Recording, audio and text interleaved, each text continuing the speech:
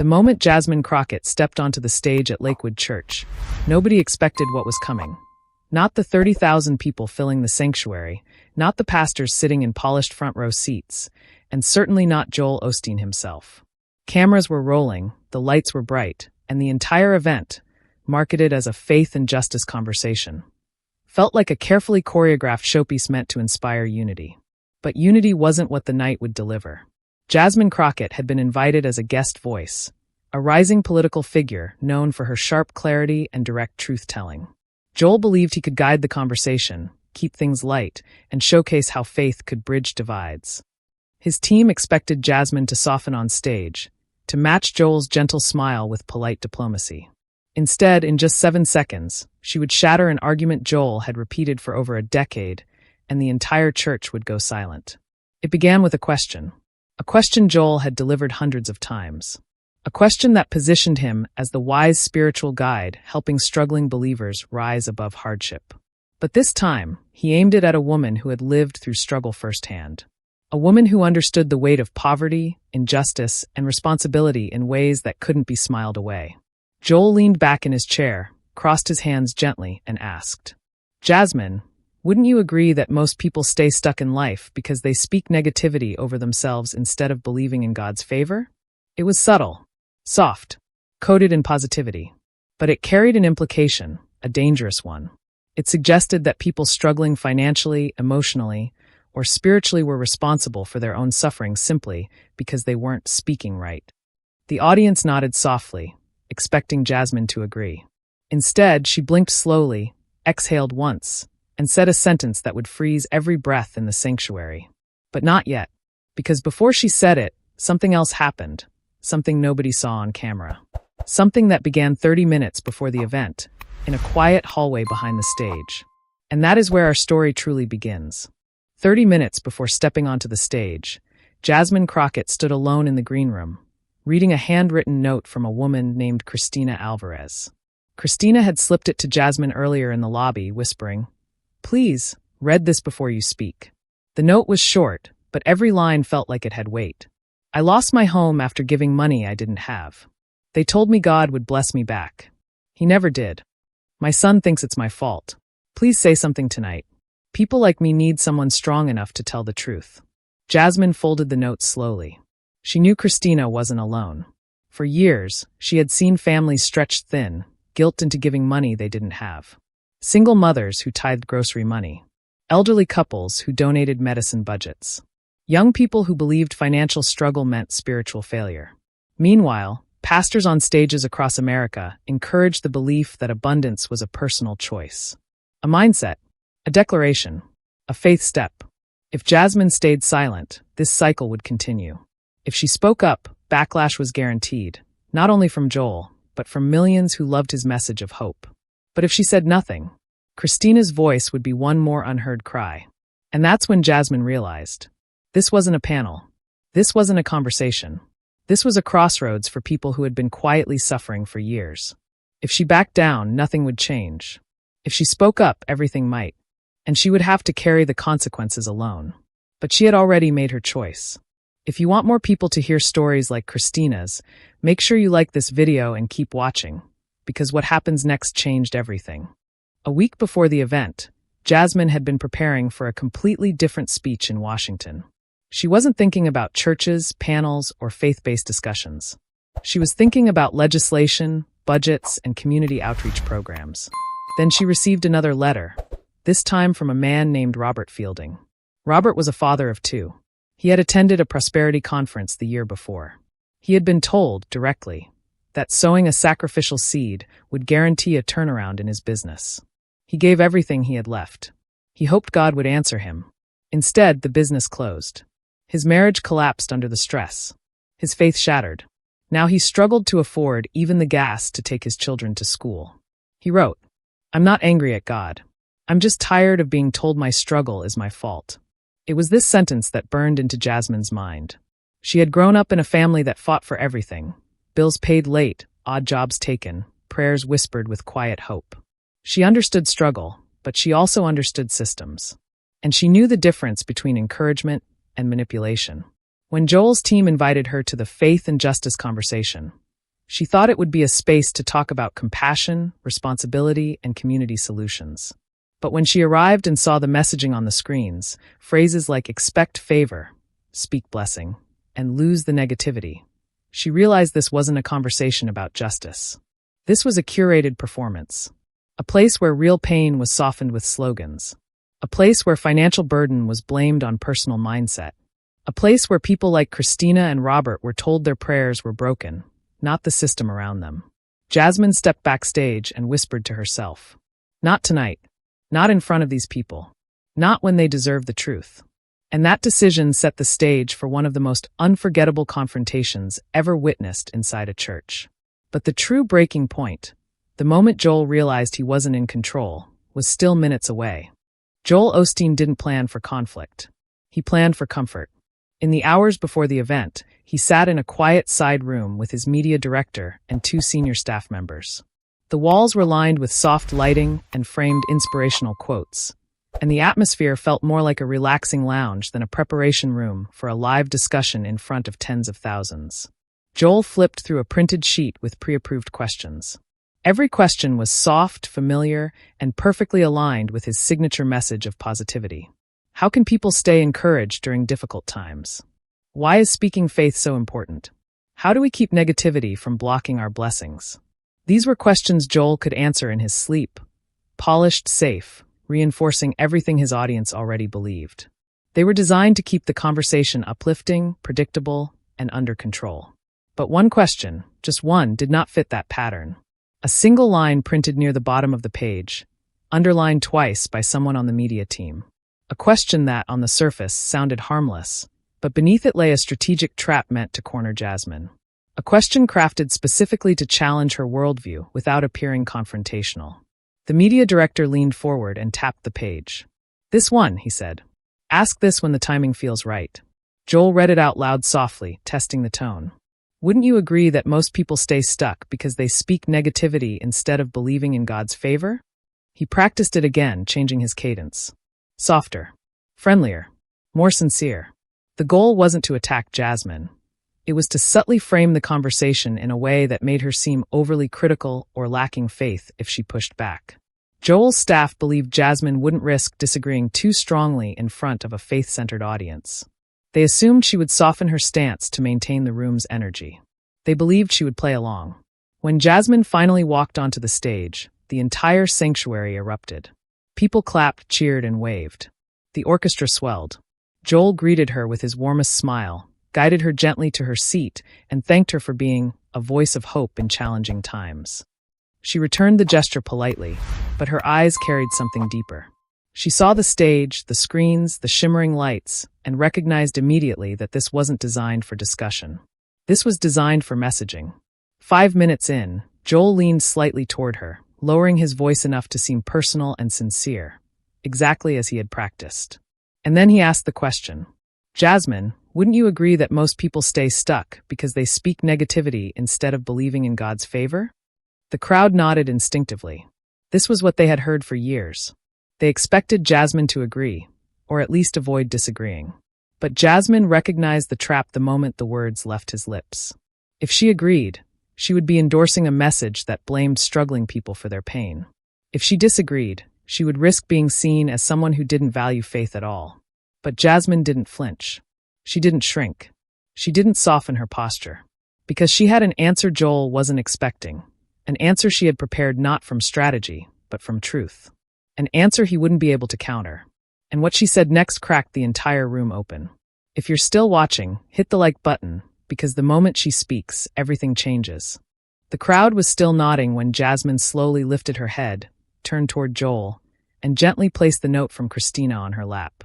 She didn't rush. She didn't raise her voice. She didn't show anger. She spoke with a calmness that carried more weight than shouting ever could. "Joel, I don't believe people stay stuck because of negativity." Some audience members stiffened. Jasmine continued, "I believe they stay stuck because nobody tells the truth about how hard life really is." A small murmur rippled through the sanctuary. Joel smiled calmly, ready to counter, but Jasmine wasn't done. She leaned forward slightly. "Struggle isn't a mindset problem. Poverty isn't a speaking problem. People aren't suffering because they're negative, Joel. They're suffering because the world is heavy, and they're human. A soft gasp traveled through the audience. Joel blinked, adjusting his posture. Of course life is hard, he replied. But don't you think speaking faith attracts God's favor? Don't you think choosing positivity opens the door to blessing? Jasmine didn't break eye contact. Then she said the 9 words that would silence 30,000 people instantly. Stop telling hurting people their pain is their fault. The sanctuary stopped breathing. People froze mid-blink. Hands tightened on armrests. Joel's smile faltered for the first time. Jasmine continued, calm, steady, unshaken. People lose homes because wages are low, not because their words are wrong. People get sick because life is fragile, not because they didn't pray right. People struggle because they're overwhelmed, not because they didn't speak victory into their week. She lifted Christina's note. This woman lost her home, Joel. Not because she was negative, but because she was told to give money she didn't have, believing it would come back. The room flushed with discomfort. Joel tried to speak, but Jasmine raised her hand gently, not interrupting, just holding space for truth. Encouragement is beautiful. Hope is powerful. But we cross a line when we pretend blessings are formulas and blame people who are already hurting. The audience was now leaning forward, every eye locked on her. Joel opened his mouth again, but no words came out. He tried once more. Still nothing. And for the first time in his decades of ministry, Joel Osteen sat in complete, unbroken silence. The silence stretched. 5 seconds. 10 seconds. 15. Every camera in the sanctuary zoomed in on Joel's face, his trademark smile fading into something no one in the room had ever witnessed from him before: uncertainty. It wasn't anger. It wasn't defensiveness. It was an unspoken realization that he could not answer the question placed before him without confronting the weight of what his words meant to millions of people. Jasmine didn't gloat. She didn't smirk. She didn't lean back as though she had won something. She simply stayed still, hands folded gently in her lap, eyes soft but steady, watching Joel with the patience of someone who wasn't there to embarrass him, only to tell the truth. Her silence wasn't a weapon. It was an invitation for honesty. The audience, however, felt everything. A wave of shifting energy rippled through the sanctuary. People began exchanging glances, long, searching looks that carried years of bottled-up doubt. Some were shocked, having never seen Joel hesitate this long. Some were uncomfortable, as though the ground beneath them had suddenly become unfamiliar. But some looked relieved. Relieved that someone had finally articulated the very thing they had been afraid to admit even to themselves. After what felt like a full minute, Joel finally tried to speak. Jasmine. His voice cracked slightly. He cleared his throat. I think people just need encouragement. It was the gentlest answer he could muster. Not a defense. Not a counter-argument. Just an instinctive retreat into the one message he had built a lifetime on: positivity. Jasmine nodded slowly, kindly. Encouragement is good, she said softly. Blame is not. Those 4 words hit harder than any raised voice ever could. The simplicity of her statement cut deeper than a debate, deeper than confrontation, because it wasn't aimed at him. It was aimed at everyone who had ever felt guilty for not being blessed enough. Up near the front, someone whispered, "She's right." The man beside him murmured, "I've felt that for years." Pastors in the front row, usually confident and expressive, stared down at their shoes, hands clasped tightly together. They weren't angry. They weren't offended. They were processing, deeply, what the moment meant for their own congregations. And then something unexpected happened. Not dramatic. Not loud. Something human. People began to cry. Quiet tears at first. Soft sniffles echoing through the sanctuary. It didn't sound like sadness. It sounded like release, like people who had carried invisible burdens for too long were suddenly allowed to set them down. A woman near the back pressed her hands to her mouth, shaking as tears streamed down her face. A man in the middle row wiped his eyes with the edge of his sleeve, shoulders trembling as though a knot tight inside him had finally come undone. Joel looked around slowly, seeing it all: the tears, the silence, the shifting atmosphere.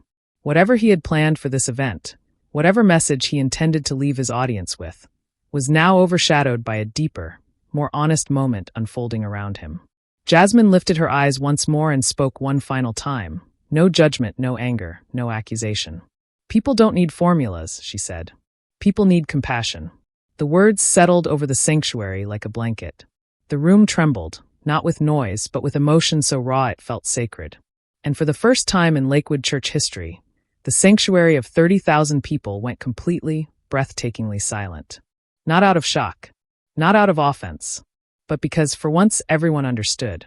If this moment moved you, make sure you're subscribed, because what happened afterward changed even more lives. When the event finally ended, Jasmine Crockett didn't rush backstage the way high-profile guests usually do. She didn't hurry toward security or slip away through the exit hidden behind the choir loft. She simply stood there, still, calm, grounded, while thousands of people remained frozen in their seats. And then the crowd began to move. Slowly at first. Quietly, as though they were approaching someone who had just delivered news they had been waiting years to hear. People lined up, not for autographs or selfies, but for something far more human. A woman hugged Jasmine tightly, whispering, "Thank you, you said what my mother never lived to hear." A young man in a faded work uniform pressed a handwritten note into her hand, tears streaking down his cheeks. An elderly couple approached hand in hand. The woman could barely speak, but she held Jasmine's fingers and mouthed, "Bless you." Christina's note wasn't the only one anymore. Before the night ended, Jasmine's purse was filled with folded letters, tear-stained napkins, and small pieces of paper handed to her with trembling hands. Each one carried a different story. Stories of financial guilt, emotional exhaustion, unanswered prayers, and quiet hope trying to survive under the weight of shame. And while all this was happening, Joel Osteen stood several feet away, watching silently. For once, he didn't appear as a leader or a speaker. He looked like a man processing something bigger than his own message. After a moment, Joel walked toward her. There were no cameras, no microphones, no lights, no need to perform. Just two humans standing in the center of a sanctuary that had just experienced something unexpected, something raw, something undeniably real. "People really are hurting," Joel said softly, almost to himself. I don't want to add to that." Jasmine looked at him gently, not in victory, not in judgment, but with genuine compassion. "Then listen to them," she said. "They're not broken. They're just tired." Joel didn't argue. He didn't explain. He didn't defend his message or shift the blame. He simply nodded again, slowly, thoughtfully, as though he was hearing the weight of those words for the very first time. Sometimes truth doesn't win through shouting. Sometimes it wins through silence. A silence where pain is acknowledged instead of dismissed. A silence where people feel seen, not blamed. A silence where healing doesn't demand perfection, only honesty. Within hours, the clip of their confrontation spread across the internet. Not because of drama, not because of conflict, not because of debate, but because people recognized themselves in that silence. People who had spent years blaming themselves for struggles they never caused. People who were tired of believing their hardships were spiritual failures. People who needed permission to breathe again. One line resonated louder than everything else. "Your pain is real, and it's not your fault." By the end of the week, Jasmine received another message from Christina herself. "Thank you. I slept last night without crying for the first time in months." And that's what this story is really about. Not Joel, not Jasmine, not confrontation. It's about people hearing a message they desperately needed. Compassion is not weakness. Hope is not a transaction. And faith is not a blame game. Sometimes one moment, one sentence, can free people from years of guilt.